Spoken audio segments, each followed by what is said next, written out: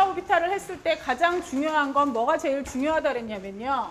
분자 오비탈이기 때문에 설명이 가능한 부분이 있었죠. 누구요? 얘요. 다시 그릴 거예요. O2 같은 경우는 얘가 분자 오비탈이기 때문에 설명이 가능했어요. 왜? O2는 뭐가 있어요? 상자기성. 상자기성은 뭔데? 자석에 가까이 가면 어떻게 해요? 땡겨져요. O2 자체의 루이스 구조로는 그 설명돼요? 안 돼요? 안 돼요. 분자 오비탈이란 건 이렇게 생긴 거죠. 얘네 각각의 원자가 가지는 오비탈들이 있어요. 원자에서 전자들이 점유하고 있는 에너지 레벨들이 다 있는데 그 에너지 레벨들을 가지고 분자를 만들 때는 거기에 있는 전자들이 어떻게 돼서 전자 파동들이 가만히 있어요? 겹쳐요? 겹쳐요. 무슨 간섭하거나 보강 간섭하거나 상쇄 간섭하거나. S오비탈이라는 건 사실 되게 구형으로 생겼으니까 겹쳐봤자 딱 두 가지 케이스밖에 없어. 뭐? 보강, 그 다음에 누구요? 보강은 보강, 상쇄. 보강해서 생긴 건 시그마 ES. 왜? ES들끼리 겹쳐서 생기는 보강 간섭 오비탈이다. 얘를 시그마 ES가 겹쳐서 생기는 상쇄 간섭해서 생기는 반결합이다. 그래서 별표 쳐놨잖아요. 결합의 전자 하나, 둘. 왜? 여기 전자가 총 4개니까. 셋, 넷. 그러면 결합하는 이 오비탈, 즉 보강 간섭하는 오비탈은 카운트를 얼마로 해요? 플러스 1. 전자 2개가 다 채워져 있을 경우. 여기는 얼마로 해요? 마이너스 1. 이해 가시죠? 얘네는요. 생긴 거 좀 볼까요? 산소의 2p 오비탈 하나, 둘, 셋. 옆에 있는 이산소의 2p 오비탈 하나, 둘, 셋. 따라서 p 오비탈들끼리도 뭐 할 수 있어요? 핵하고 핵 사이에 있는 누구 있어요? 시그마 결합 하나 생길 수 있어요. 위에 밑에 있는 얘네들끼리 겹치면 뭐예요? 위에 밑에서 파이 결합 하나. 그 다음에 앞에 뒤에 있는 애들끼리 겹치면 뭐 있어요? 파이 결합 하나. 근데 그 파이 결합이 생긴 면면을 보면 이렇게 p 오비탈들끼리 붙어서 시그마 결합을 할 때에는 핵하고 핵 사이에 전자가 존재할 확률이 많아지죠. 근데 얘네들 둘끼리도 뭐 할 수 있어요? 상쇄 간섭할 수 있잖아. 보강 간섭이 아니고. 상쇄 간섭할 때는 핵 사이에 전자가 존재할 확률이 얼마가 돼버리고 0이 돼버리고 핵의 바깥쪽에 전자가 있으니까 핵들을 붙여요. 핵들을 찢어요. 찢어버려요. 그래서 걔를 뭐라 불러요? 반결합. p 오비탈들끼리 얘를 끝과 끝 겹침이라고 불러요. 제일 끝에 부분, 여기에 있는 끝에 부분이 겹쳤잖아요. 얘는 뭐예요? 옆과 옆 겹침이라고 그러거든요. 그래서 이렇게 겹칠 때는 보강이 되면 위에 2개의 파동이 보강 간섭해서 커다란 전자구름이 생기는데 얘네 2개가 상쇄 간섭을 하는 경우는 이거 제가 칠판에 그릴 때 어떻게 그런지 기억하세요? 핵을 두고 여기에 뭐요? 플러스 마이너스, 여기 마이너스 플러스 이런 식으로 동그라미 그렸거든요. 걔가 무슨 뜻이라 그랬냐면 전자가 바깥에서 이렇게 나왔다 들어갔다 하면서 여기서 돈다 그랬어요. 핵을 기준으로 안쪽에서 핵을 기준으로 바깥에서 전자들이 막 돌고 있잖아요. 그러니까 핵들을 붙여요. 핵을 찢어요. 그래서 얘도 뭐라고 불러요? 반결합. 이런 반결합과 이런 보강 간섭의 파이와 파이 스타가 위아래 방향으로도 하나 생기지만 어디로도 생겨요? p 오비탈에 뭐도 있어? 앞뒤도 있잖아. 앞뒤로도 또 하나 생기겠죠? 그래서 얘가 어떻게 된다고요? 뭐 시그마 2p 그 다음에 누구? 파이 2p 그리고 뭐 파이 스타 2p 시그마 스타 2p 전자 채울 거예요. 여기 총 합해서 전자 몇 개? 8개. 하나, 둘, 셋, 넷. 왜? 훈트의 규칙에 의해서 5, 6, 여기가 뭐? 7, 8. 상소의 결합차수는 얼마? 플러스 1, 마이너스 1, 얘는 얼만데? 제로. 여기는 하나, 둘, 셋, 플러스 얼마? 3. 마이너스 2분의 1, 마이너스 2분의 1 합해서 얼마? 마이너스 1. 전체적으로 플러스 얼마? 2. 산소는 무슨 결합? 이중 결합. 홀전자 몇 개? 2개. 상자성 있다 없다? 있다. 이게 된단 말이에요. 근데 얘네가 리튬하고 베릴륨 같은 경우에는 p 오비탈이 있어요? 없어요? 리튬과 베릴륨 p 오비탈이 없어. 얘는 p 오비탈이니까 p 오비탈이 없다는 게 아니고 p 오비탈에 전자가 들어갈 부분이 없죠. 리튬은 최각의 전자가 하나고 베릴륨은 2개니까. 그래서 얘네는 s 오비탈들끼리의 보강 상쇄만 신경 쓰면 되거든요. Li2라는 건 s 오비탈 2개가 이렇게 겹쳐요. 그죠? 그러면 시그마 ES, 시그마 스타 ES 전체 다 합해서 전자가 끼케야 몇 개인데?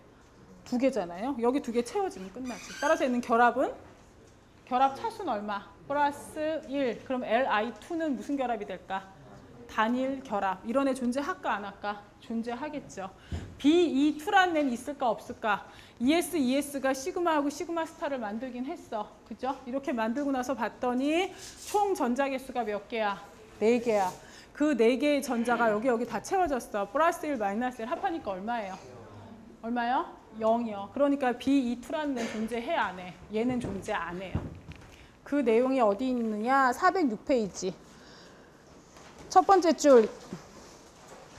동핵 이원자 분자란 두 개의 동일한 원자로 이루어진 분자이다.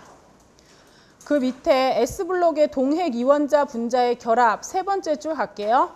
하지만 일반적으로 MO를 형성하기 위하여 외곽, 즉 원자가에 있는 AO, 원자가의 원자 오비탈만이 충분한 상호작용을 하므로 내부 AO는 어떻게 한다? 무시한다.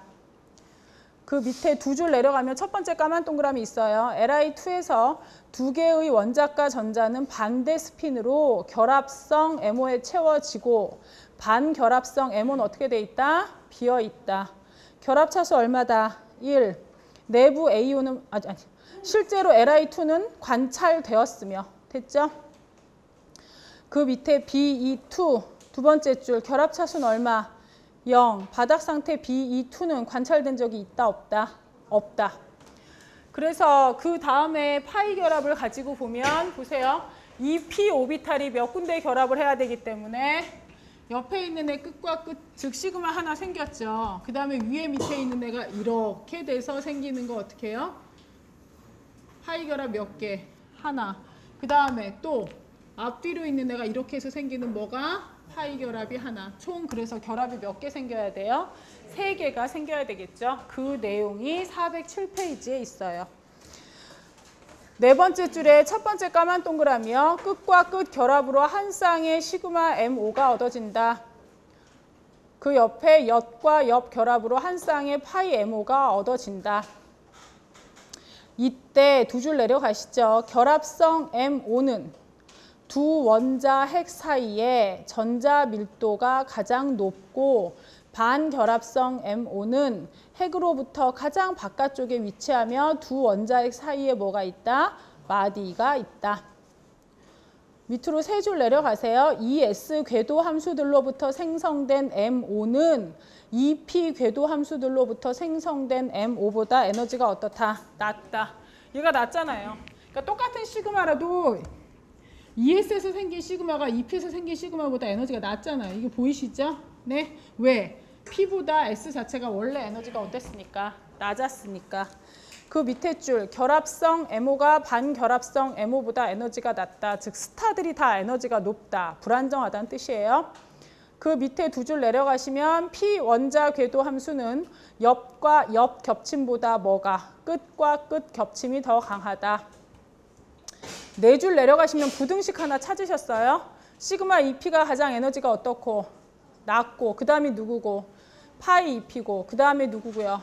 파이 스타 EP고 시그마 스타 EP예요. 얘네가 정상이야. 근데 비정상인 애들이 있었거든요. 비정상인 애들은 산소는 원자 번호 몇 번? 8번. 원자 번호 몇 번까지? 7번까지는 비정상이에요. C2라는 애도 있어요. C2라는 애 한번 해보면 ES의 전자 2개. 여기도 ES의 전자 몇 개? 2개. C2는 EP의 전자. 지금 제가 그리는 게 산소 그리는 거랑 얘 그리는 거랑 약간 뭐가 다르지 않으세요? 뭐가 달라요? 산소는 S하고 P 사이에 얘네 간격이 어땠어요? 컸어요. 얘네는 간격이 어때요? 좁아요. 그죠? 여기에 전자 하나, 둘, 여기도 하나, 둘. 갈까요? 얘가 합하면 뭐 돼요? 시그마 ES 보강 간섭. 그 다음에 뭐 해야 돼요? 상쇄 간섭. 시그마 스타 ES죠. 얘네는요? 뭐 생길까요? 어떻게? 뭐가 생겨야 되는데? 원래대로 하면 시그마 EP가 생겨야 되는데 그죠? 둘 다 시그마라는 건 핵하고 핵 사이의 공간을 점유해야 된다 그랬죠? 얘하고 얘 사이에 에너지 레벨 차이가 별로 크게 있어요? 없어요? 없어요. 두 개가 그래서 겹치는 게 가능해져요. 얘 입장에서는 내가 원래 점유하고 있던 부분에 얘가 끼어들어오는 거나 마찬가지예요. 그래서 얘가 얘를 냅둬요, 안 냅둬요? 안 냅둬요. 튕겨 올려요, 반발력 때문에. 그래서 위치에 역전이 일어나요. 파이 2p, 시그마 2p, 파이 스타 2p, 시그마 스타 2p 이렇게요. 이거 잘 들으세요. C2는요, 이래서 여기 4개죠. 하나, 둘, 셋, 넷. 여기 다 합해서 몇 개예요? 네. 그럼 어떻게 채워져야 돼요? 하나, 둘, 셋, 넷. C2는 상자성이다, 반자성이다? 얘는 반자성이다. 왜? 홀전자 있다, 없다? 없다. 만약에 C2가 지금 이런 상황이 아니었다면 무슨 얘기냐? 만약에 얘가 이렇게 두 개가 역전되지 않는 정상 상태의 아이였다면 이 원자번호 7번까지는 역전이 된다 그랬잖아요. 그거에 대한 실험적인 근거예요, 얘가. 만약에 얘가 이게 역전이 안 되는 산소 같은 저런 상황이었다고 가정을 하면 어떻게 생겼을까요? 여기에 시그마 뭐요? 2p요. 여기에 뭐요? 파이 2p. 이렇게 있었겠죠. 그죠? 그럼 어떻게 됐을까요? 하나, 둘. 그 다음에 뭐요? 셋, 넷. 만약에 얘가 이렇게 뒤집어져 있는 상황이었다면 얘는 뭘까요? C2는 상자성이에요? 반자성이에요? 이랬으면 상자성일걸요. 그죠? 근데 C2는 상자성이에요? 반자성이에요? 반자성이에요. 그래서 얘가 실험적인 근거가 된다는 얘기예요. 이해 가시죠? 그래서 원자번호 7번까지는 어떻게 그리라고요? 이렇게. 얘는 결합차수 몇 차예요? 결합차수 몇 차요? 2차요. 왜? 플러스 1, 마이너스 1 여기가 뭐니까? 플러스 2니까. 그 내용이 이제 나와요. 어디 나오느냐? 408페이지.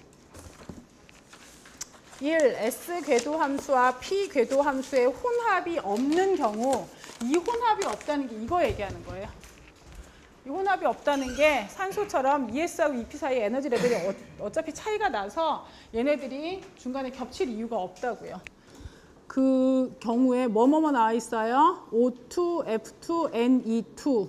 밑에 줄 S궤도 함수와 P궤도 함수의 에너지 차이가 너무 커서 서로 뭐 안 한다고? 상호작용하지 않는다고 가정했기 때문이다. 됐죠?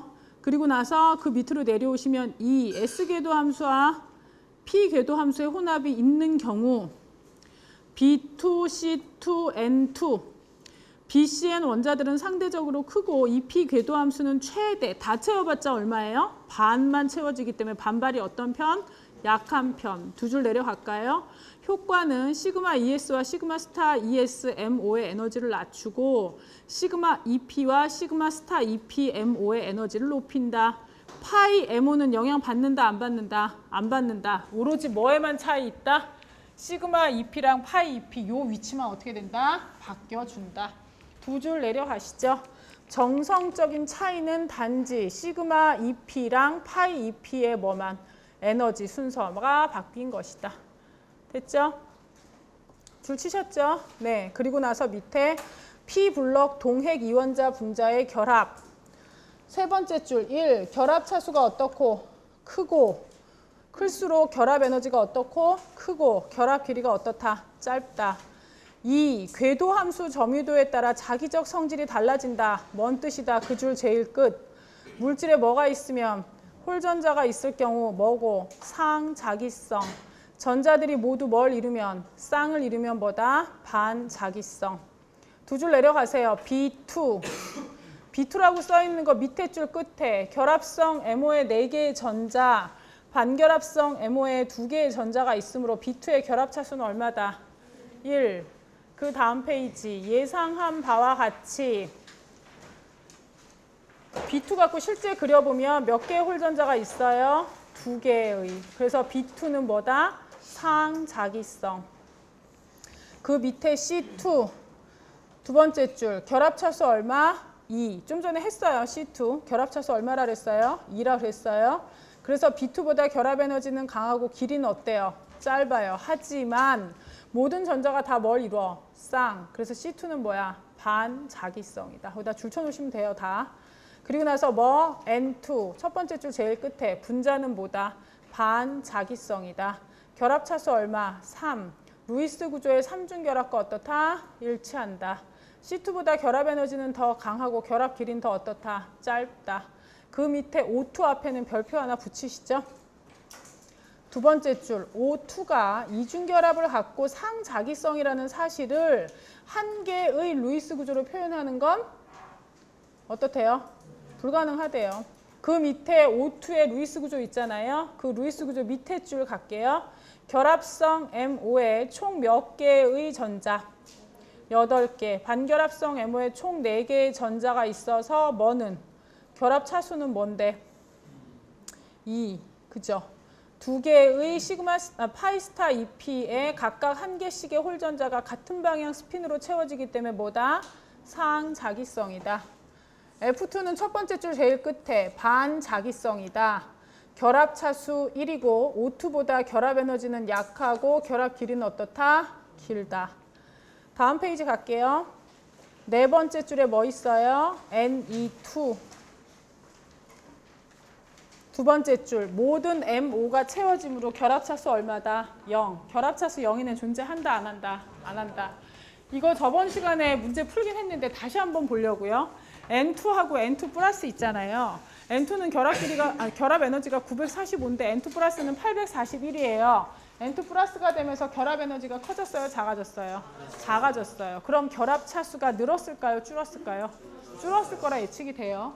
O2는 결합 에너지가 498인데 O2 플러스는 얼마예요? 623이요. 그럼 얘는 결합 에너지가 세진 걸로 봐서 결합 차수가 어떻게 됐을까요? 커졌을 것으로 예측이 돼요. 과연 그렇게 됐나 봐야죠. 이렇게요. N2는 여기 지금 요 부분에 있어서는요. 어떤 문제를 여러분이 푼다 해도 요 부분에 있어서는 언제나 분자 오비탈 그리라는 얘기가 나오거든요. 분자 오비탈 그리라 했을 때 이거 반드시 그리실 수 있으셔야 되고요. 제가 지금 여기 그려놓은 이걸 그리실 수 있으셔야 되고 그때 여러분이 실수하지 않아야 되는 건 8번 이상이면 이렇게 그리셔야 되고요. 8번보다 작은 7번까지는 어떻게 해요? 얘네 두 개가 바뀌어서. 그죠? 그래서 밑에 거부터 채워져 가게 그리셔야 되잖아요. N2는 하나, 둘, 셋 플러스 얼마? 3. N2 플러스는 어떻게 해요? 여기서 전자가 하나 빠졌으니까 2.5. 그러니까 결합 차수가 어떻게 됐어요? 줄었죠. O2는 플러스 1, 플러스 1, 플러스 1, 마이너스 2분의 1, 마이너스 2분의 1 합해서 얼마예요? 플러스 2잖아요. 그래서 결합 차수가 2였는데 요거 하나 빠짐으로 인해서 이번엔 결합 차수가 뭐가 됐어요? 2.5가 됐죠. 그래서 O2 플러스가 오히려 더 어떻게 해요? 결합 에너지가 커져요. 이해 가시죠? 네, 12장 드디어 1학기의 마지막 챕터입니다. 12장이고요. 분자 간 힘, 그 다음에 뭐 있어요? 액체, 고체 및 상변화, 이거에 대한 내용을 얘기할 거예요.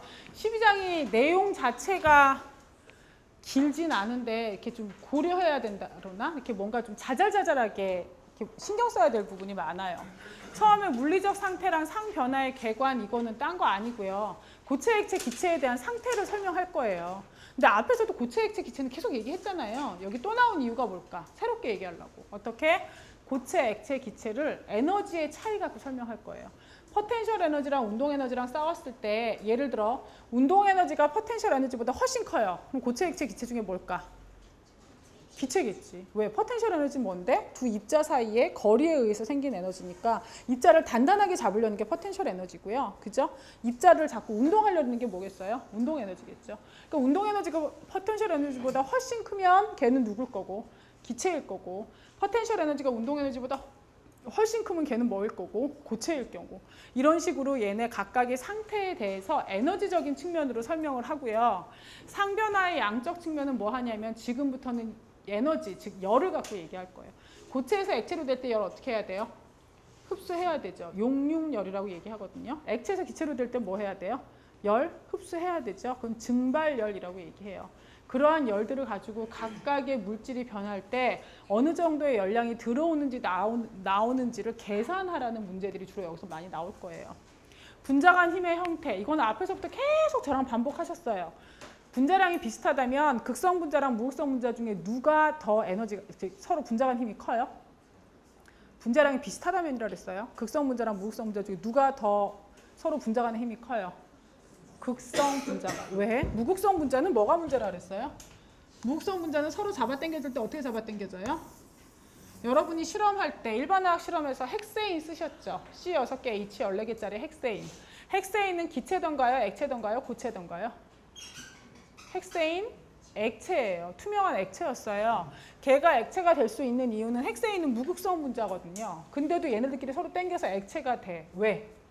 무극성 분자들은 어떻게 해야 돼? 서로 일단 1번 부딪혀. 부딪히면 어차피 무극성 분자라 해도 바깥은 다 뭐니까? 전자 구름이니까. 부딪히면 이 전자 구름들끼리 어떻게? 서로 반발하겠지. 싫다고 밀어요. 여기 있던 전자 구름들의 전자들이 이쪽으로 와. 상대적으로 여기는 뭐가 부족해? 전자가 부족해. 그래서 순간적으로 얘가 무슨 분자가 돼? 극성 분자. 서로 어떻게 하겠어요? 싫어하겠죠? 그래서 얘네가 휙 하고 딴 데 가. 딴 동네 갔더니 또 다른 무극성 분자가 있어. 나 뭐야? 마이너스지. 그럼 여기 있는 마이너스도 얘 피해서 도망가겠지. 그럼 여기 또 뭐? 그래서 무극성 분자들 간의 분자 간 힘은 보통 우리가 분자량이 비슷하면 약하다라고 얘기하는 이유가 너무 복잡해. 뭐가? 1번 부딪혀야 돼. 2번 전자가 뭐 돼야 돼? 분산돼서 극성을 떼어야 돼. 순간적으로. 3번 얘가 옆에 가서 옆에 애를 또 전염시켜야 돼. 그렇게 돼야만 각각 극성들이 옆으로 퍼지면서 분자 간의 힘이 생긴다고요. 그래서 앞에서부터 계속 얘기했어요. 분자 간의 힘 중에 제일 작은 게 뭐라고? 무극성과 무극성. 그 다음이 뭐예요? 무극성과 극성. 그 다음이 뭐예요? 극성과 극성. 얘네가 아주 극대화돼서 나타나는 게 뭐라 그랬어요?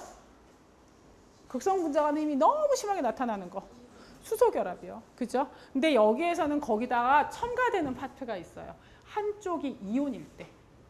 극성 분자랑 이온이 붙을 수도 있잖아. 무극성 분자랑 이온이 붙을 수도 있거든. 한쪽이 이온일 때를 더 첨가해서 얘기할 거고요.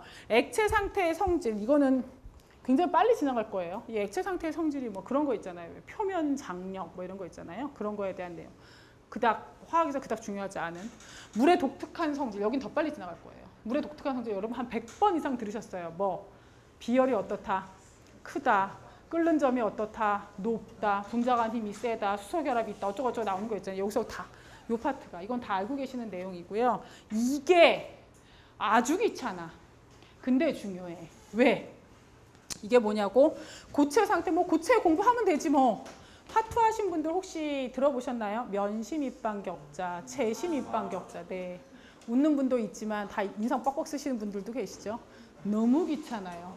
대학이잖아. 하나 더 배울 거야. 육방 밀집 격자 뭐 이래갖고. 네. 걔네들 갖고 계산하는 이런 부분들에 대해서. 아셨죠? 그게 다 합해서 챕터 10인데요. 이 결정 격자 같은 경우는요. 제 얘기 좀 들어보세요. 유리창에 가서 장난치다가 확 해서 유리를 깼어. 저 유리는 어떻게 깨져? 뾰족뾰족하게 깨진다 그랬지. 근데 자동차 유리는 그렇게 깨진다고 안 깨진다고? 자동차 사고 난 데 가서 보면 유리가 뾰족뾰족하게 깨져. 네모네모나게 깨져. 네모네모나게. 그건 어떻게? 만들 때부터 그 유리에 뭘 부여해? 결정성을 부여해. 결정성을 부여한다는 게 뭐야? SiO2 구조 자체에 결정성을 부여해서 걔네가 어떤 방향에서 힘이 가해지던 간에 뾰족한 식의 부정형이 아니고 네모나게 쪼개지도록 걔네들한테 결정성을 부여한다고 그렇게 말을 한단 말이에요. 그러한 결정성 부여랑 가장 관련이 있는 파트가 여기서 배우는 금속이거나 이온 결합 파트예요. 아셨죠? 여러분이 나중에 뭘 하시더라도 여러분 전공에서는 니네가 자원 환경이잖아. 그치? 니네 전공에서는 혹시나 그거 할 때 금속 파트 이쪽이랑 연관되어 있는 부분들이 나올 수 있어요. 또는 앞으로 가장 많이 이제 연구가 될 건 주로 히토류라고 얘기하는 몇몇 준금속들 그런 쪽에 많이 얘기가 될 수 있거든요. 그런 쪽을 공부하는데 여기에 있는 이 결정에 대한 얘기는 굉장히 유용하게 사용될 수 있어요. 아셨죠? 그래서 여기까지는 여러분들이 다 이게 1학기 때 배우시는 내용의 마지막이고 일단 상이라고 얘기하는 건 여러분들이 고체, 액체, 기체라고 알고 있는 그 아이들이에요. 물리적으로 뚜렷하게 구분되는 왜? 상태가 달라서 구별된다 얘기하잖아요. 뚜렷하게 구분되는 균일한 부분을 얘기하고 이 상을 가지고 이제 여기서는 좀 더 멋있게 표현할 거라고. 뭐? 에너지 2개 가지고. 뭐랑 위치 에너지, 즉 포텐셜 에너지랑 뭐랑 얘네 둘 사이에 운동하는 운동 에너지를 가지고. 포텐셜 에너지는 이게 끌어당겨지는 힘이에요. 입자들이 왜 옆에 붙어서 안 떨어지냐 이거지. 기본은 뭐 때문에 안 떨어져? 정전기적인 인력 때문에. 화학에서 제가 절대 잊지 말아야 될 거 2개 있다 그랬죠. 뭐요? 정전적인 인력 하나, 또 하나 뭐? 전기 음성도. 결국 그 모든 것 때문에 반응이 일어나든 물질의 성질이 결정되든 다 된다 그랬잖아요. 그래서 그런 포텐셜 에너지는 입자들 사이에 서로 끌어당기는 힘이고요. 운동 에너지는 입자를 말 그대로 운동하게 하는 거예요. 얘를 분산시키는 그 힘이고 얘는 절대 온도에 비례하는데 이 정전기적인 힘이 사실 크게 나누면 두 가지로 나눌 수 있어요. 분자 내 힘, 이건 그거야. 공유결합, 이온결합, 금속결합. 즉, 각 원자들끼리 서로를 잡아당기게 해서 원자들 사이의 위치를 지정해주는. 그래서 얘를 분자로, 무극성 분자, 극성 분자 아니면 얘를 이온 결합으로 만드는 게 그게 분자 내 힘이에요. 공유결합도 생각해봐. 얘하고 원자들 두 개가 왜 붙어서 왜 이렇게 공유를 해갖고 분자가 되냐고. 왜 그렇게 될까? 얘의 원자핵이 이쪽에 전자를 땡기고요. 이쪽의 원자핵은 또 얘의 전자를 땡기는, 결국 정전기적 인력 때문에 서로 가까이 왔는데 오다 보니까 전자를 공동 소유하면 안정해지더라 이렇게 되는 거죠. 전자 공동 소유하면 왜 안정해? 좀 전까지 배운 뭐에서? 분자 오비탈에서 전자 파동이 겹칠 때 뭐 하면? 보강 간섭을 하면 에너지가 확 어떻게 되니까? 낮아지니까. 그죠?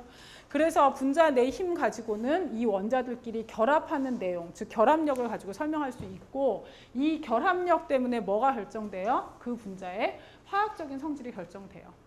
근데 분자 간 힘이라고 얘기하는 건 좀 전에 제가 여러분께 보여드렸던 무극성 분자의 경우와 극성 분자는 뭐가 다를까? 극성 분자는 아예 처음부터 이 안에 뭐가 있어요? 마이너스 파트랑 플러스 파트가 아예 나뉘어져 있잖아요. 무극성 분자는 그거 있어 없어? 없어. 부딪혀서 전자가 어떻게 돼야 된다고? 분산돼야 된다고. 분산이 된 이후에도 순간적으로 뛴 전기들끼리 서로 간에 땡기는 인력, 즉 분자 간 힘도 기본은 다 뭐예요? 정전기적인 힘이에요. 하지만 이런 분자 간 힘 가지고 결정이 나는 건 이미 분자가 만들어진 이후에 얘랑 얘 사이에 땡기는 거니까 이제는 화학적인 성질이 아니고 뭐예요? 얘랑 세게 땡기면 빨리 기체로 돼야 안 돼요? 안 돼요. 약하게 땡기면 빨리 기체로 돼야 안 돼요? 돼요. 그런 뭐로요? 물질의 물리적인 성질과 연관이 있어요. 이해 가시죠? 419페이지 12.1 물리적 상태와 상변화의 개관. 첫 번째 줄, 각 물리적 상태는 한 개의 물리적으로 뚜렷이 구분되고 균일한 부분으로서 상. 다섯 줄 내려오세요. 첫 번째 까만 동그라미예요. 분자 간 힘. 의 형태를 취하는 포텐셜 에너지는 분자를 서로 당기는 경향이 있다. 쿨롱의 법칙에 따라 정전기적 포텐셜 에너지는 입자의 전하와 그 사이의 거리에 달려 있다. 그 밑에 분자의 무작위적 운동과 연관이 있는 운동 에너지는 분자를 분산시키는 경향이 있다. 운동 에너지는 분자의 평균 속력과 관련되며 절대 온도에 비례한다. 그래서 이러한 운동 에너지랑 위치 에너지, 포텐셜 에너지들이 계속 싸우면서 걔네들 중에 누가 우세하냐에 따라서 생기는 변화가 두 줄 내려가신 뭐래요? 상변화. 그죠? 그리고 나서 세 가지 상태의 분자 운동론적 관점. 세 번째 줄에 1. 분자 내 힘. 이거 아까 말씀드렸다시피 공유결합이냐 이온결합이냐 금속결합이냐 이런 거거든요. 얘는 어디에 존재해요? 각 분자 안에서. 따라서 기체가 됐던 액체가 됐던 고체가 됐던 분자 안에서의 분자 간 힘, 즉 분자의 구조를 결정하잖아요. 그 옆에 뭐라고 써 있어요? 세 상태의 뭐는 똑같대요. 화학적 거동은 어때요? 똑같대요. 분자 내에서 만들어진 힘은 원자 사이의 힘이고 그 원자 사이의 힘 때문에 결정되는 건 분자의 뭐니까? 구조니까. 그래서 화학적 성질은 변화 있다 없다? 없다. 기체가 됐든 액체가 됐든 고체가 됐든. 근데 그 밑에 두 줄 내려가면 분자 간 힘은 누구누구 사이에 있다? 분자 사이에 존재한다. 그래서 밑에 줄 상태들의 뭐는 다르다? 물리적 거동은 다르다. 세 줄 내려가세요. 기체에서. 아까도 얘기했죠? 기체는 누가 훨씬 이겨요? 보세요 여기. 기체는 누가 이겨요? 고체는 포텐셜 에너지. 액체는 포텐셜 에너지가 우세하긴 해요. 애들이 액체인 경우에는 누가 더 세냐 그러면 선뜻 대답을 잘 못하더라고요. 근데 거기에서 여러분들이 생각할 수 있는 단서 하나는요.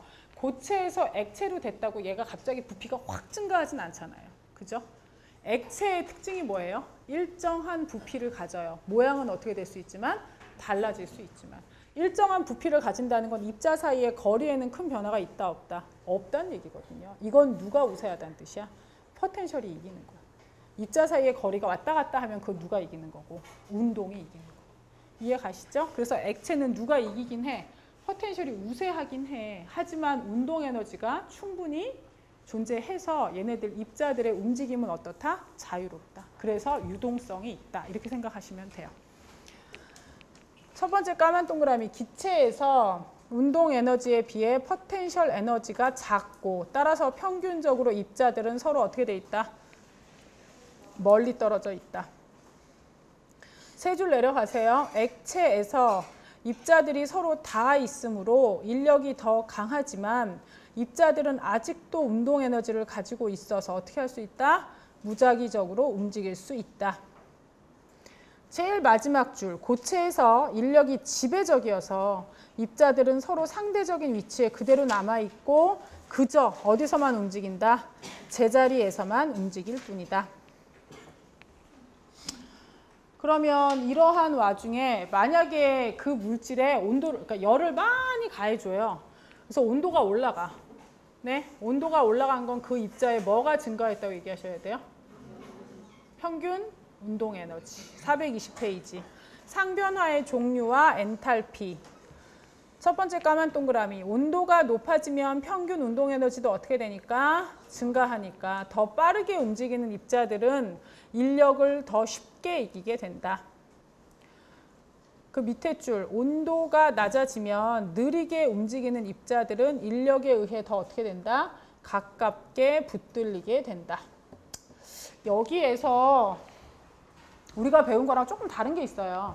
고체에서 액체로 가는 걸 뭐라고 배웠어요? 그 상태 변화를? 고체에서 액체로. 용융 아니면 녹음 이렇게 많이 배우거든요. 근데 액체에서 기체로 가는 건? 기화라고 보통 많이 배웠잖아요. 근데 그거 단어를 요즘에 증발로 바꾸고 있는 거예요. 그러니까 여기서 나오는 이 증발은요. 그러니까 이거 잘 생각하세요. 저기서 나오는 저 증발은 여러분이 생각하는 증발은 뭐예요? 그냥 표면에서 한두 개가 날아가는 걸 증발이라고 보통 생각하잖아요. 액체에서 기체로 순간적으로 확 다 변하는 건 뭐로 생각해요? 기화라고 굉장히 생각을, 끓음, 그치. 그렇게 많이 생각을 한단 말이에요. 그 단어를 증발이라고 해서 이렇게 바꿔놓은 거예요. 그렇게 한 이유가 뭐냐면 이것 때문에 그래요. 델타 H 증발. 이게 증발이 델타 H 증발이라는 단어를 베이포리제이션이라고 얘기하거든요. 이렇게 해놓으면 얘를 우리나라 말로 바꿀 때 뭐라고 이제 번역을 해놨냐면 얘를 증발열이라고 해놓고요. 이거의 정의가 뭐냐면 그 물질 1몰을 그 물질의 무슨 점에서 끓는 점에서 그 물질 1몰이 누구에서 누구로? 액체에서 기체로. 다른 말로 증기로. 뭐 이렇게. 아니면 증발될 때 이렇게 바꿔요. 기체로 변화할 때 흡수하는 열. 흡수하는 열량. 이거를 뭐라고 얘기한 거예요? 이걸 증발열이라고 쓰기로 약속이 됐고 거의 모든 책에서 다 증발열로 나와요. 얘가 원서가 이거야. 베이퍼리제이션이라 그래서 델타 H VAP라고 이렇게 써놓는단 말이에요. 그래서 얘를 증발열로 번역을 하다 보니까 저거를 끓음이다 뭐 이런 식으로 바꾸면 이제 서로 얘기가 잘 안 되는 거거든요. 그래서 걔네를 이제 맞추기 위해서 액체에서 기체로 가는 걸 요즘에 용어 자체를 증발이라고 많이 하고 있어요. 근데 이 증발이라는 단어는 여러분 머릿속에서 앓고 있는 끓음 또는 기화 그렇게 생각하시면 될 것 같아요. 아셨죠? 기체에서 액체로 오는 건 뭐예요? 응축, 컨덴세이션, 얘가 응축이라는 단어를 쓰고요. 액체에서 고체로 갈 때를 뭐요? 응고를 되게 많이 썼는데 요즘에는 얼음이라는, 얼고 있다는 얘기죠. 이런 식의 단어로도 많이 써요. 그죠? 얼음 이렇게 되게 웃기잖아. 그지? 그 다음에 또 하나 이상한 거 있어요. 뭐? 저는 그렇게 배웠는데 다른 애들 물어보니까 다 그렇게 배웠던데? 고체에서 기체로 가는 거 뭐야? 기체에서 고체는? 그렇게 배웠잖아. 바뀌었다. 기체에서 고체는 뭐? 증착. 단어가 바뀌었어. 저 단어들로 기억할 생각 하지 마시고 책에 줄치면서 말씀드릴 거예요. 영어 단어로 기억하세요. 예? 420페이지. 야, 상변화의 종류와 엔탈피 거기 첫 번째, 두 번째 까만 동그라미다 줄 쳤어요? 그리고 나면 그 밑으로 내려오셔서 1. 기체에서 액체로의 변화. 그 줄 끝에 온도가 내려가면 기체상의 분자는 서로 모이게 되고 무슨 과정을 통해서? 한국말 응축, 영어 원서로 확실하게 알고 계신 게 나아요. 원어로. 뭐예요? 컨덴세이션을 통해서 뭐로 변해요? 액체. 이의 역과정, 즉 액체가 기체로 되는 걸 뭐라고 불러요? 증발이란 단어보다 그 옆에 써 있는 원어로 더 기억하시는 게 나아요. 아셨죠? 그리고 나서 그 밑에 액체에서 고체로의 변화 및 역과정. 온도가 더 내려가면 입자들이 훨씬 더 느리게 움직이게 되고 그걸 뭐라고 불러요? 응고 또는 얼음. 근데 응고라는 단어를 더 많이 들어보시지 않았어요? 그죠? 그래서 위치가 고정이 되고 역과정은 녹음 또는 뭐예요? 용융. 근데 우리는 용융을 더 많이 들었던 것 같긴 해요. 그리고 나서 3. 기체에서 고체로의 변화 및 역과정. 여기는 세 번째 줄에 보시면 이 과정을 뭐라고 불러요? 승화. 승화는 뭐에서 뭐로 가는 거래? 고체에서 기체로. 그죠? 그 밑에 줄 역과정, 즉 기체를 직접 고체로 변화시키는 건 주로 뭐라고 불러요? 증착. 이해가시죠? 그래서 그 단어들로 더 기억을 하시는 게 낫고요. 421페이지. 상변화에는 누구 변화가 수반돼? 421페이지 첫 번째 줄. 상변화에는 뭐의 변화가 수반되며 엔탈피 변화가 수반되며 엔탈피 변화는 뭐거나 뭐다? 발열이거나 흡열이다. 그 밑에 첫 번째 까만 동그라미 발열 변화. 밑에 줄이요. 제일 끝에 보시면 따라서 응축, 응고 및 증착은 무슨 변화래요? 발열 변화. 찾으셨죠? 그 밑에 줄 흡열 변화. 두 번째 줄 끝에 그러므로 녹음, 증발, 승화는 무슨 변화다? 흡열 변화이다. 아까 제가 증발열의 정의를 여기 썼잖아요. 그 물질의 뭐에서? 끓는 점에서 그 물질 몇 몰이? 1몰이 액체에서 기체 상태로 변할 때 흡수하는 열량이라 그랬잖아요. 그러니까 화학에서 기준은 항상 모든 물질 몇 몰이에요? 1몰이에요. 그럼 용융열은 뭘까? 그 물질의 무슨 점에서? 녹는 점에서 그 물질 1몰이 뭐에서 뭐로 변할 때? 고체에서 액체로 변할 때 흡수하는 열량 변화겠죠. 줄침대 밑에 세 줄 내려갈까요? 순수한 물질에 대한 각 상 변화는 몰당 킬로줄 단위로 고유한 표준 몰당 엔탈피 변화값, 즉 1기압 및 해당 변화 온도에서 측정했을 때 그때를 가진다. 이 해당 변화 온도라고 얘기가 나오는 이유가 뭐냐? 이게 물이면 끓는 점 100도잖아요. 근데 물 말고 만약에 에탄올이면 78도 뭐 이 정도 되거든요. 그러니까 그 각각 온도가 다 어떠니까? 다르니까 그 온도에서를 생각하시라는 얘기죠. 그래서 그 밑에 보시면 증발, 델타 H 증발, 용융에 대해서는 뭐예요? 용융열 이렇게 얘기한다고. 델타 H 용융. 그 밑에 식 두 개. H2가 뭐에서 뭐로 갔어요? 액체에서 누구래요? 기체. 이때를 옆에 델타 H 뭐라 써놨어요? 증발. 40.7kJ/몰인데 그 옆에 괄호하고 뭐라 써 있어요? 100도에서라고 써 있잖아요. 그러니까 끓는 점에서를 증발열이라고 불러요. 그 밑에 H2O 뭐에서? 고체에서 뭐로? 액체로. 그때 델타 H는 델타 H 뭐래요? 용융. 얘는 뭐예요? 6.02. 얘는 몇 도에서? 0도에서. 승화열이라는 건요. 보통 일반적으로 우리가 물질을 봤을 때 승화가 되는 게 많지는 않잖아요. 그러니까 상온, 상압 상태에서 많지는 않은데 여러분들이 이제 제일 많이 볼 수 있는 건 드라이 아이스 뭐 이런 애들이겠지만 그럼 승화열을 구해라. 그러면 이런 상태라고요. 앞에서 배운 헬스의 법칙이 또 쓰인다고요. 어떻게? 헬스의 법칙이 뭔데? 최초하고 최종 물질의 상태랑 그 물질의 양이 같으면 얘가 한 단계를 바로 가든 두 단계, 세 단계를 거쳐가든 그 열량 변화를 합한 건 다 어때야 된다? 같아야 된다 이거잖아요. 그래서 용융열하고 증발열을 합하면 그 물질의 무슨 열이 되는 거예요? 승화열. 왜? 승화는 고체에서 뭐로 바로 가는 거야? 기체. 용융은 뭔데? 고체에서 액체. 그다음에 증발은 뭔데? 액체에서 기체. 이해 가시죠? 그래서 걔네를 더하는 게 바로 무슨 열이 돼요? 승화열이 돼요. 여러분 줄침대 밑으로 한 5, 6줄 내려가면요. 굵은 글씨 승화열 찾으셨어요? 승화열 또는 혹은 승화 엔탈피는 물질 1몰이 승화할 때 엔탈피 변화. 그 밑에 보시면 식 하나 있어요. 고체에서 액체로 갈 때가 델타 H 뭐예요? 용융. 액체에서 기체로 갈 때는 델타 H 뭐예요? 증발. 고체에서 기체로 가는 게 이 둘을 합한 뭐예요? 델타 H 승화가 된다는 얘기죠. 이해 가시죠? 네. 그리고 나서 상변화의 양적 측면. 여기서는요. 이 그래프 좀 보실래요? 보통 일반적으로 되게 여러분들이 많이 배웠던 건 뭘 많이 배우셨냐면 고체인 얼음을 갖다 놓고, 그죠? 영하 30도짜리 얼음을 갖다 놓고 걔를 계속 가열해요. 그러면 고체, 이 영하 30도짜리가 온도가 올라가서 0도가 돼. 0도에서 무슨 변화가 있어요? 얼음에서 뭘로? 물로. 이때는 온도 변화 있어요? 없어요? 없어요. 그리고 나서 0도의 물 다 녹은 다음에 여기서부터 100도가 될 때까지는 어떻게 해요? 온도 변화가 있어요. 상태는 뭐로 고정인데? 액체로 고정인데. 여기서는 100도에서는 온도 변화 있어요? 없어요? 없어요. 뭐가 어떻게 될 때까지? 모든 액체가 다 뭐로 변할 때까지? 기체로 변할 때까지. 그죠? 그러면 여기에서 저때 출입하는 열량을 구하는 방법이 하나 갖고는 안 된다는 얘기예요. Q는 우리가 일반적으로 열량 구하는 방법 Cm 델타 T. 이거는 어떤 구간에서만 가능해요? 이렇게 뭐가 있을 때. 동일한 상에서 누구 있을 때 온도 변화가 있을 땐 가능하지. 왜? 델타 T가 저렇게 나타나니까. 상태가 동일할 때 온도 변화 있을 땐 구할 수 있어요. 그러면 얘네는 액체에서 기체로 변할 때는 이때는 온도 변화 있어요? 없어요? 없어요. 저 식 갖고는 구해 못 구해? 못 구해요. 저 때는 무슨 식 갖고 구해야 되느냐? 이거로 구해야 되지. 뭐? 델타 H 무슨 열? 증발열. 그죠? 액체에서 기체로 갈 거니까. 델타 H 증발열인데 얘는 물질 몇 몰당이야? 1몰. 그러니까 곱하기 그 물질의 뭐? 몰수. 이렇게. 얘도 이제 바뀌어야 돼. 왜? 이거는 고등학교 버전까지야. CM 델타 T는. 이건 뭔데? C가 뭐야?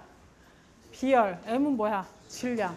근데 일단 화학을 딱 일반 화학 범위로 넘어오면 그 물질의 질량이 중요해요. 그 물질의 몰수가 중요해요. 기본이 다 몰수예요. 그죠? 그래서 얘가 이번엔 바뀌어. 질량하고 비열을 곱한 건 연용량이잖아. 얘를 다르게 바꿔. C. 얘는 뭔데? 몰 연용량.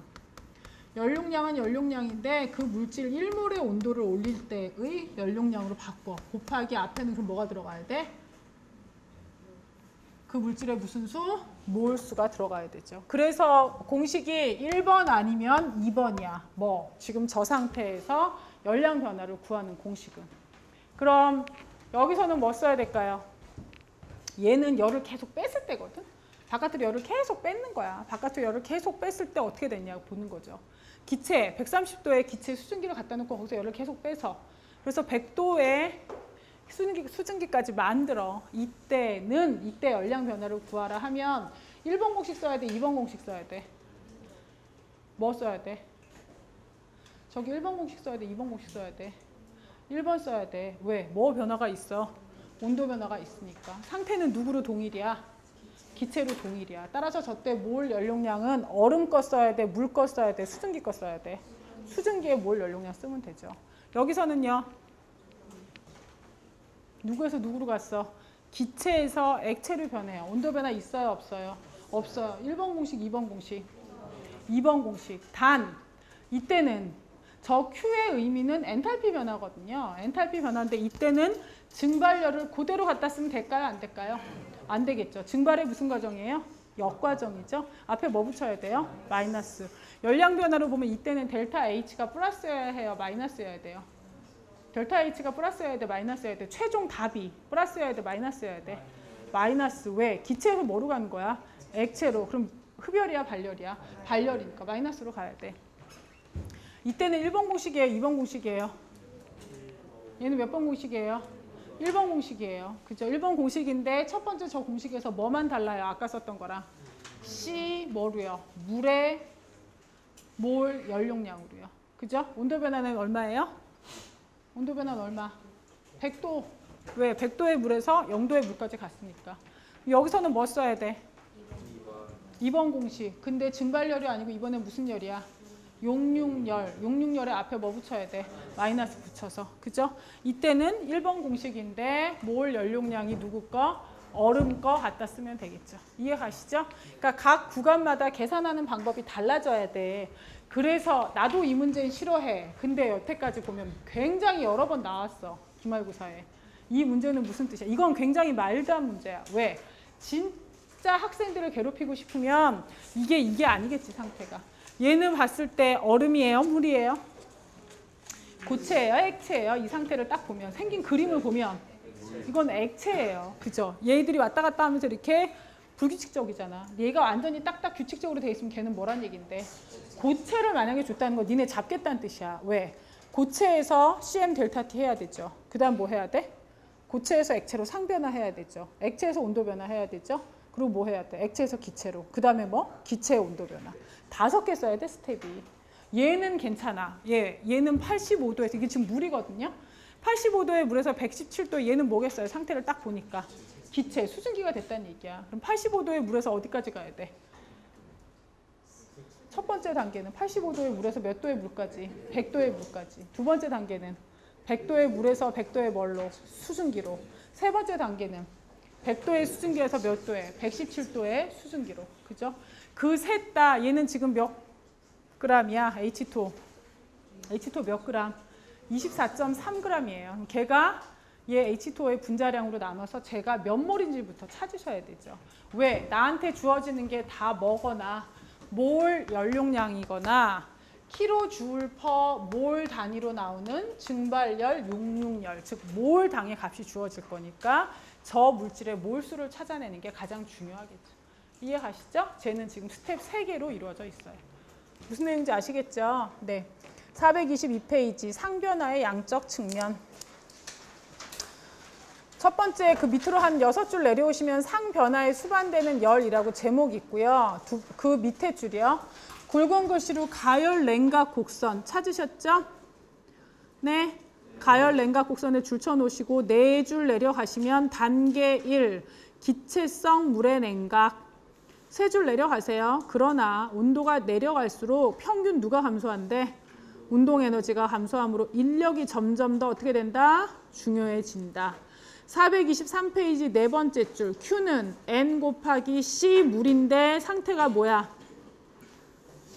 Q는 N 곱하기 C 물인데 상태가 뭐예요? 기체 곱하기 델타 뭐예요? T. 값은 플러스여야 돼? 마이너스여야 돼? 마이너스. 왜? 얘는 뭐니까? 발열이니까. 그 밑에 4줄 내려가시면 단계 2 기체성 물의 응축. 응축점, 즉 끓는 점에서 분자들 중에 제일 느린 건 충분히 긴 시간 동안 서로 가까이 있어서 분자 간 인력에 의해 집합체를 이루게 되고 이것들은 미세한 물방울로 합쳐지고 궁극적으로는 전부 뭐가 된다? 물이 된다. 2줄 내려가세요. 시료의 온도가 불변함에 따라 평균 운동 에너지도 어떻다? 일정하다. 같은 온도에서 액체에서보다 기체에서 분자들은 충돌 사이에 더 멀리 이동하나 평균 속력은 어떻다? 동일하다. 왜? 온도 변화 있으니까 없으니까? 없으니까. 그 밑에 줄 시료로부터 열을 계속 빼고 있잖아요. 시료로부터 열의 방출은 분자들이 접근하여 평균 뭐를? 포텐셜 에너지를 감소시킨다. 그 밑에 줄이 중요해요. 100도씨에서 기체물과 액체물의 평균 뭐는 같은데? 운동 에너지는 같은데 액체는 더 뭐? 낮은 평균 포텐셜 에너지를 갖는다. 3줄 내려가면 Q는 N 곱하기 뭐라고 돼 있어요? 마이너스 델타 H 증발돼 있는 거 찾으셨죠? 거기다 줄 치시고 그 밑에 줄. 이 단계가 방출된 총 열량의 가장 많은 부분을 기억.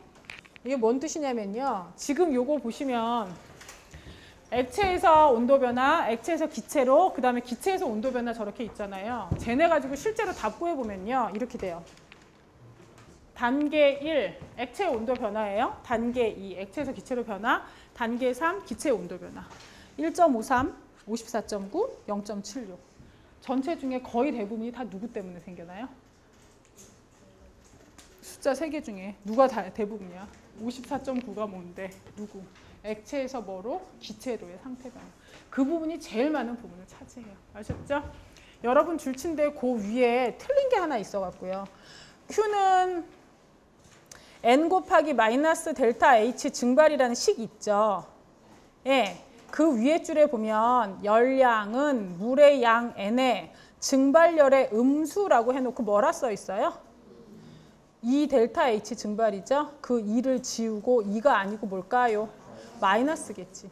제가 얘기했잖아요. 번역할 때 마이너스는 2로 쓰고 플러스는 1로 써서 그게 지금 잘못 들어가 있는 거예요. 거의 이 2배가 아니에요. 2판은 맞을걸? 2판은 맞는데 3판에서 틀렸더라고. 제일 마지막 줄 단계 3 액체 물의 냉각. 다음 페이지 첫 번째 줄 끝에 시료가 액체로 남아있는 동안에는 온도가 어떻게 된다? 낮아진다. 세 줄 내려가면 Q는 뭐라고 써 있어요? N 곱하기 C. 이번엔 물인데 무슨 물? 액체 상태라고 써 있죠? 거기 곱하기 델타 T. 그 밑에 단계 4 액체 물의 응고. 0도씨에서 증가하는 분자간 인력 때문에 분자들이 얼음의 결정 구조로 배열함에 따라 시료에 뭐가 함소한다? 포텐셜 에너지가 함소한다. 분자 운동은 계속되지만 고정된 위치 주변에서의 뭐만 있을 뿐이다. 진동만 있을 뿐이다. 4줄 내려가면 Q는 뭐라 써 있어요? N 곱하기 마이너스 델타 H 뭐요? 용융. 그 밑에 단계 5 고체 물의 냉각. 운동이 제자리에서의 움직임으로 제한되어 있어서 더 냉각하면 이 움직임에 뭐만 느려져요? 평균 속력만. 3줄 내려가요. 뭐요? Q는 N, C 물인데 뭐라고 돼 있어요? 고체 곱하기 델타 T 돼 있죠?